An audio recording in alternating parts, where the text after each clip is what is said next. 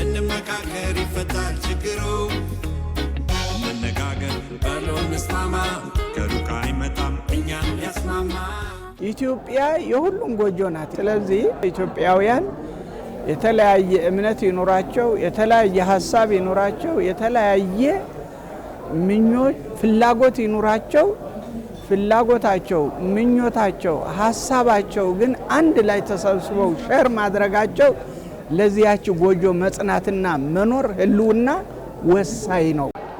የሀገራዊ ምክክር ስሙ ራሱ ደስ ይላል። ምክክር ነው። ምክክር ትልቅ ቦታ ያለው ነው። ማማክሮ የሰራ አይጸጸትም ይላል።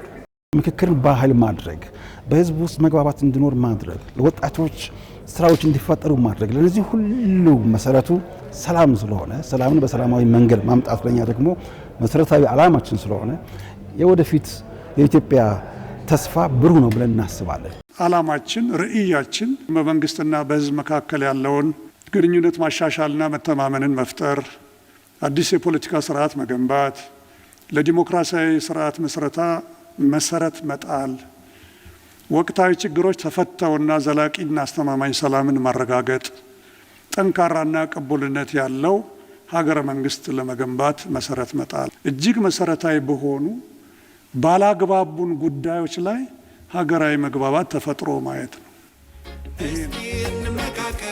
እንመካከር ይፈታል ችግሩ እንነጋገር በሉን እንስማማ ከሩቅ አይመጣም እኛን ያስማማ በኢትዮጵያ ልማት ጉዳይ ላይ፣ በኢትዮጵያ እድገት ጉዳይ ላይ፣ በኢትዮጵያ ዲሞክራሲያዊ ስርዓት ግንባታ ጉዳይ ላይ፣ በሀገረ መንግስት ግንባታ ጉዳይ ላይ፣ በሌሎችም ኢትዮጵያ ነክ ጉዳዮች ላይ በኢትዮጵያ ደህንነት መጠበቅ ላይ የጋራ ስሜት የጋራ ፍላጎት ይፈጠራል።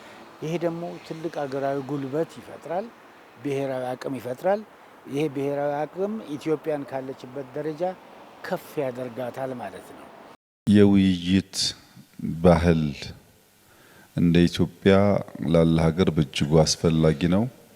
የሲቪክ ባህል የምንገነባው ስንወያይ፣ ስንደማመጥ፣ ስንግባባ የውይይታችን ውጤትም ወደ ተግባር እንዲቀየር ከልብ ስንሻ እና ስንፈጽም ነውና ይህ የናሽናል ዲያሎግ ኮሚሽን ስራ በአውትካም ሌቭል የሚያመጣቸው ውጤቶች ብቻ ሳይሆኑ በባህልም ጭምር የምክክር የውይይትን ልምምድ እንደ ሀገር እንድናጎለብት የሚያግዝ ነው።